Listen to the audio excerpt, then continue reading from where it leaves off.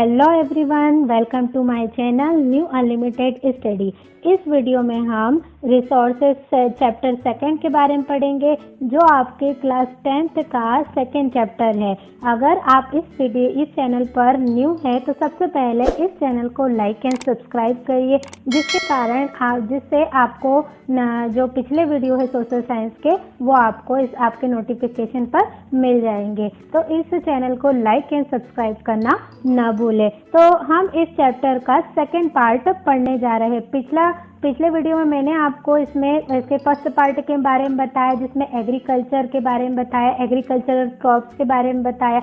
इस वीडियो में हम कुछ रेवोल्यूशन के बारे में पढ़ेंगे, कौन कौन से रेवोल्यूशन आए एग्रीकल्चर फील्ड में और क्या डेवलपमेंट किया गया, क्या मूवमेंट लाए गए इसमें, तो इसके बारे में हम थोड़ा सा पढ़ेंगे। तो चलिए हम स्टार्ट करते हैं हमारे चैप्टर को। तो इसमें है contribution of government agencies in agriculture development. Agriculture में डेवलपमेंट किस तरह से लाया गया। जैसे कि 1960 तक जो एग्रीकल्चर है उसमें जो विधि थी या जो मेथड थी वो पुरानी यूज़ की जा रही थी, जिसके कारण जो फूड ग्रेन का जो प्रोडक्शन है वो अच्छे से नहीं हो पा रहा था और जो फूड ग्रेन की जो क्वांटिटी या मात्रा है वो कम होती जा रही थी। तो इसमें एक रैपिड इंक्रीजमेंट किया गया, या इसमें एक रैपिड डेवलपमेंट लाया गया, जिसमें 1966 टू 1967 से एक न्यू इरा स्टार्ट किया गया, जिसमें कुछ न्यू टेक्नोलॉजी यूज़ की गई एग्रीकल्चर के लिए, और इसे ग्रीन रेवोल्यूशन के नाम से भी जाना जाता है। तो green revolution for improvement of agriculture in India, और जो ग्रीन रेवोल्यूशन के फादर ऑफ ग्रीन रेवोल्यूशन कहे जाते हैं, इनको लाने का जो श्रेय है वो MS स्वामीनाथन को जाता है। ये एक फिजिसिस्ट भी रहे हैं और एक जियोलॉजिस्ट भी रहे हैं। तो इन्होंने ही सबसे पहले ग्रीन रेवोल्यूशन को स्टार्ट किया गया। तो जो ग्रीन रेवोल्यूशन का जो मुख्य उद्देश्य था वह प्रोडक्शन को, या जो फूड ग्रेन का जो प्रोडक्शन है उसको प्रोडक्शन को इंक्रीज करना मुख्य उद्देश्य रहा था, और इंडिया को सेल्फ सफिशिएंट बनाया जाए, इसका मुख्य एम था। तो जो ग्रीन रेवोल्यूशन है इसमें कुछ हाई यील्डिंग वैरायटी के जो सीड है वो यूज़ किए गए, जिससे कि जो कम सीड यानी कम मात्रा में जो सीड है उससे ज़्यादा प्रोडक्शन हो सके और ज़्यादा अच्छे से जो फसलें हैं वो उगाई जा सके, या अच्छा प्रोडक्शन हो सके फूड ग्रेन का। और इसमें कुछ टेक्नोलॉजी, कुछ मॉडर्न टाइप की जो टेक्नोलॉजी यूज़ की गई, इसमें कुछ मशीन्स का यूज़ किया गया, फर्टिलाइजर और पेस्टिसाइड्स का भी यूज़ किया गया। तो सबसे पहला जो इसका मेन उद्देश्य क्या था कि फूड ग्रेन जो प्रोडक्शन है उसको इंक्रीज करना इसका मुख्य उद्देश्य था। अब इसका जो प्रोडक्शन है वो कौन कौन सी क्रॉप्स के द्वारा किया गया। तो जो एग्रीकल्चर में की फील्ड में इंडिया में वीट, राइस, इनका प्रोडक्शन या इनके सीड को या हाई यील्डिंग वैरायटी के सीड इसमें लाए गए, यूज़ में लाए गए। और इसका सबसे पहला जो इम्प्रूवमेंट था, या इसका सबसे पहले इंक्रीजमेंट कहाँ हुआ, तो ये सबसे पहला हुआ था पंजाब में ग्रीन रेवोल्यूशन स्टार्ट किया गया। उसके बाद हरियाणा में आया, उत्तर प्रदेश में, गुजरात में, आंध्र प्रदेश में, और इस तरह से प्रोडक्शन जो है वो बढ़ता ही चला गया। अब इसमें कौन कौन से जो फर्टिलाइजर्स थे वो यूज़ किए गए, तो इसमें use of chemical fertilizers use किए गए, हाई यील्डिंग वैरायटी के जो सीड थे वो यूज़ किए गए, फिर है पेस्टिसाइड का यूज़ किया गया, फिर एक्सटर्नल और small market medium irrigation project को लाया गया, इंक्रीजमेंट किया गया, फिर to improve good facility for agriculture marketing, और मार्केटिंग भी एग्रीकल्चर की गुड फैसिलिटीज़ के तौर पर की गई। नेक्स्ट जो हमारा रेवोल्यूशन आता है वो है वाइट रेवोल्यूशन। ग्रीन रेवोल्यूशन के जस्ट बाद आया वाइट रेवोल्यूशन। इसका मुख्य उद्देश्य था कि जो मिल्क वाइट जो रेवोल्यूशन है वो मिल्क रेवोल्यूशन के नाम से भी जाना जाता है, और इसे ऑपरेशन फ्लड के भी नाम से जाना जाता है। इस पर एक क्वेश्चन भी आता है कि which is related to Operation Flood, तो it is related to Operation Flood is white revolution. तो white revolution is related to क्या है, ऑपरेशन फ्लड, इसे ऑपरेशन फ्लड के नाम से भी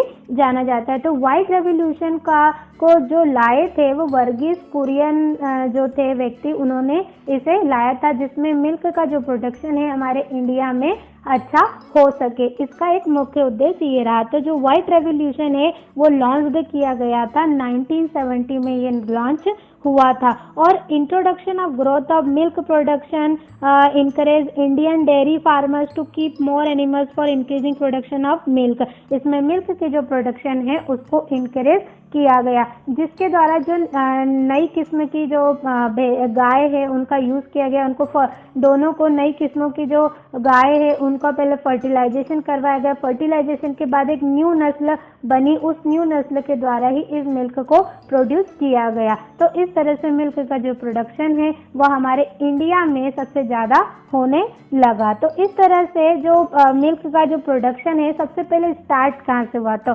स्टार्टिंग इसका हुआ था खेड़ा डिस्ट्रिक्ट गुजरात से इसका स्टार्टिंग हुआ था। और इसने बहुत सारे जो स्टेट्स को कवर्ड करना स्टार्ट किया। फिर महाराष्ट्र है, आंध्र प्रदेश है, तेलंगाना, पंजाब में, हरियाणा, राजस्थान एंड उत्तर प्रदेश, इस तरह से इसका मिल्क का प्रोडक्शन इंक्रीज होने लगा।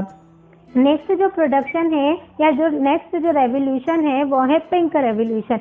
पिंक रेवोल्यूशन को ज़्यादातर हम जानते हैं पोल्ट्री फार्म से या पोल्ट्री प्रोडक्शन से हम इसे जानते हैं, जिसमें वेजिटेबल्स को ग्रो किया गया, पोल्ट्री फार्म को ग्रो किया गया। तो इस प्रोडक्शन में क्या किया गया, जिसमें बहुत सारी जो वेजिटेबल्स है, हॉर्टिकल्चर जो प्रोडक्शन है, टेक्नोलॉजी रेवोल्यूशन को बढ़ावा देने के लिए इसमें यह रेवोल्यूशन स्टार्ट किया गया, जिसमें natural mineral and vitamin play an important role of enhance the resistance capacity in the body, जो बॉडी के लिए बहुत ही लाभदायक हो सके। नेक्स्ट है येलो रेवोल्यूशन। येलो रेवोल्यूशन जो है वह लॉन्च किया गया था 1986 टू 1987 में। और इसको किस लिए लॉन्च किया गया था, इसमें एडिबल जो ऑयल है, जैसे जो मस्टर्ड ऑयल है, सीसम ऑयल है, इसका प्रोडक्शन ज़्यादा से ज़्यादा हमारे इंडिया में किया जा सके और जो इंडिया है वो सेल्फ सफिशिएंट बन सके, इसलिए इसका लॉन्च किया गया, इसलिए इस रेवोल्यूशन को लाया गया। नेक्स्ट जो हमारा रेवोल्यूशन है वो ब्लू रेवोल्यूशन है। जो ब्लू रेवोल्यूशन है इसे नाम से जाना जाता है, फिशरीज जो प्रोडक्शन है उसके नाम से भी जाना जाता है। जैसे अगर इसके ऊपर एक क्वेश्चन बनता है कि which revolution is related to fish, तो हम कह सकते हैं कि blue revolution is related to fisheries. तो फिशरीज से कौन सा प्रोडक्शन रिलेटेड, कौन सा रेवोल्यूशन रिलेटेड है, तो ब्लू रेवोल्यूशन रिलेटेड है। जो इसका प्रोग्रेस क्यों किया गया, क्योंकि जो हमारे रिवर के किनारे जितनी भी जो आबादी है या जो ओशन के किनारे जितनी भी आबादी है उसमें जो फिश होती है, उसके किनारे के जितने भी लोग होते हैं वो ज़्यादा से ज़्यादा डिपेंड किस पर है, फिशरीज जो प्रोडक्शन है उस पर ही डिपेंड है। तो इसलिए इस प्रोडक्शन को आगे बढ़ावा दिया गया, तो इसलिए इस रेवोल्यूशन को भी स्टार्ट किया गया। तो progress in production and productivity in fisheries sector and type of countries is called the blue revolution. India is the world third largest producer of fish. World में थर्ड लार्जेस्ट जो producer है वो हमारा India है fisheries production में। और इसमें एक प्रोजेक्ट भी लॉन्च किया गया, जो 5 जो स्टेट इसके कोलैबोरेशन से वर्ल्ड बैंक भी इन्हें इसमें इंक्रीज किया गया और फिश प्रोडक्शन को बढ़ावा दिया गया कंट्री में।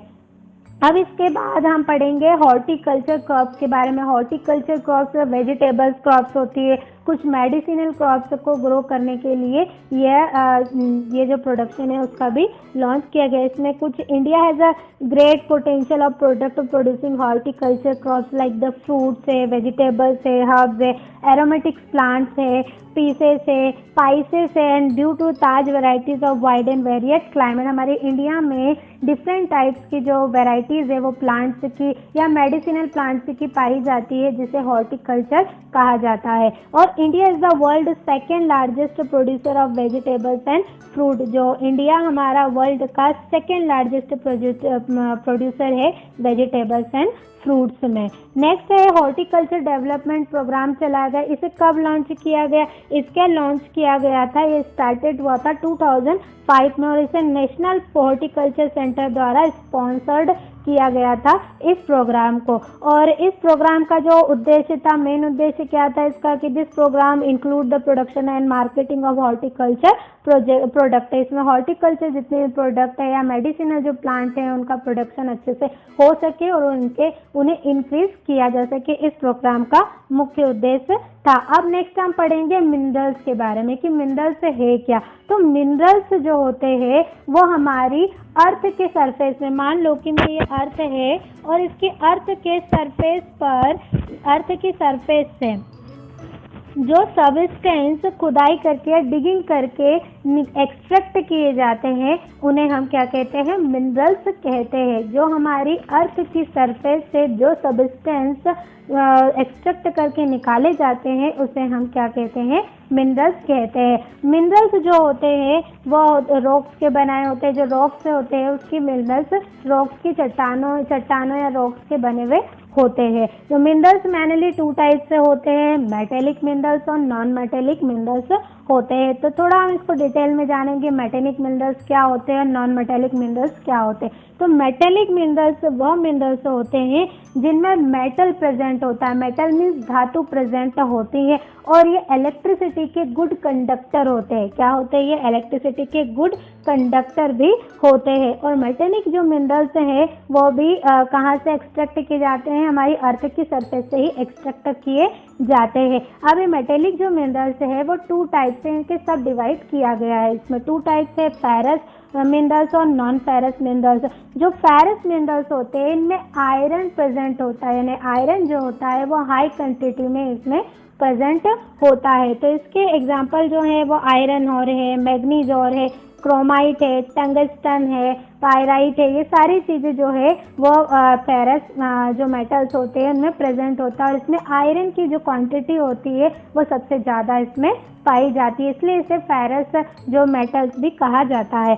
सेकेंड जो आते हैं वो नॉन फेरस मेटल्स आते हैं। जो नॉन फेरस मेटल्स होते हैं इनमें मेटल्स या जो आयरन है वो पूरी तरह से अब्सेंट होता है, इसमें आयरन नहीं पाया जाता है, नहीं होता है, लेकिन इसको मेटेलिक मिनरल्स में रखा गया है। जैसे गोल्ड है, सिल्वर है, कॉपर है, लेड है, tin, zinc and bauxite etcetera है, नॉन फेरस मेटल्स में आते हैं। नेक्स्ट जो है नॉन मेटेलिक मेटल्स है, मिनरल्स है। अब जो नॉन मेटेलिक जो मिनरल्स होते हैं इनमें मेटल्स प्रेजेंट नहीं होता है, इसमें यानी जो धातु है वो प्रेजेंट नहीं होती है। जैसे आयरन है वो प्रेजेंट नहीं होता है, आयरन ऑक्साइड इसमें प्रेजेंट नहीं होता है, जिसके कारण इसे नॉन मेटेलिक मेटल्स कहा जाता या नॉन मेटेलिक मिनरल्स कहा जाता है। तो इसके एग्जांपल है डायमंड है, माइका है, कोल है, साल्ट है, जिप्सम है, लाइमस्टोन, ये सारे क्या है, नॉन मेटेलिक मिनरल्स है। अब इंडिया में सबसे ज़्यादा कहाँ रिजर्व होता है जो मेटेलिक मिनरल्स या नॉन मेटेलिक मिनरल्स है या जो मिनरल्स है सबसे ज़्यादा कहाँ मिलता है, तो ये मिलता है छोटा नागपुर प्लेट्यू में मिलता है। सबसे ज़्यादा मिनरल्स हम पाया जाता है, क्यों इसे वंडर ऑफ वर्ल्ड के नाम से भी या मिनरल वंडर ऑफ वर्ल्ड के नाम से भी जाना जाता है। जिसको क्यों इसलिए जाना जाता है, क्योंकि यहाँ पर 40% जो मिनरल्स है वहाँ यहाँ पर ही मिलता है, यहाँ पर ही प्रेजेंट होता है, इसलिए इसे मिनरल वंडर ऑफ वर्ल्ड भी कहा जाता है। तो आई होप आपको ये वीडियो अच्छा समझ में आया होगा या इस चैप्टर से आपको रिलेटेड जितने भी क्वेश्चन बन रहे हैं आपके एग्जाम के लिए वो सारे आपको अच्छे से समझ में आए होंगे। यदि आपको ये चैनल अच्छा लगा हो या वीडियो अच्छा लगा हो तो आप इस चैनल को लाइक एंड सब्सक्राइब करना न भूलें। यदि आप इस चैनल को लाइक एंड सब्सक्राइब करते हो तो इसमें बाकी के जितने भी जो वीडियो सोशल साइंस के बनेंगे वो आपको आपके नोटिफिकेशन में मिल जाएंगे। तो thank you very much watching for this video.